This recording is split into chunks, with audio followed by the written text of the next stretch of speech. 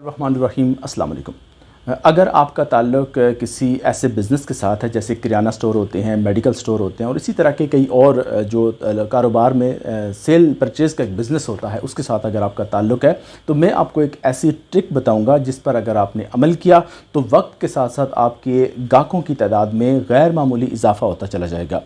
तो उससे फिर आपका बिज़नेस भी बढ़ेगा और आप एक कामयाब ताजिर के तौर पर जाने जाएंगे। आमतौर पर आपने एक मुशाहिदा किया होगा कि जब भी हम कोई चीज़ परचेज़ करने के लिए दुकानदार के पास जाते हैं और जब वो चीज़ हम परचेज़ करते हैं और जब दुकानदार ने हमें नोट वापस करना होते हैं बकाया जात, तो वो ऐसा करता है कि पुराने नोट चुन के हमें दे देता है, जो कि हमें नफसियाती तौर पर अच्छा नहीं लगती ये बात, जबकि नोटों की वैल्यू सबकी बराबर होती है। एक इंसान की एक नफसियात है कि वो साफ़ सुथरे नोटों को अपने पास रखना चाहता है। तो अब होता ये है कि दुकानदार आपको जब पुराने नोट चुन के देता है तो आपको अच्छा नहीं लगता। तो मैं यही ट्रिक आपको बताना चाहता हूं कि जो दुकानदार हजरात हैं वो ऐसा करें कि अपना जो उनका मनी बॉक्स है उसमें नए और पुराने नोट आपस में मिक्सअप करके रख लें।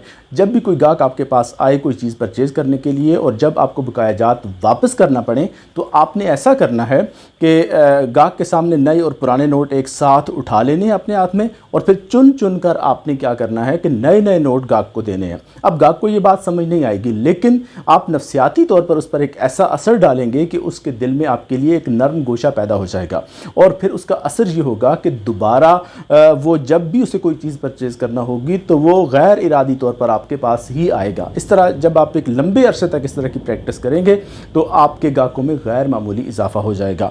तो मेरी वीडियो अगर अच्छी लगी तो लाइक कमेंट और शेयर ज़रूर कर दीजिए। इस तरह की मज़ीद ट्रिक्स मैं इसी चैनल पर शेयर करूँगा जो आपके कारोबार में आपके लिए बहुत मुफीद साबित होंगी। बहुत शुक्रिया आपका।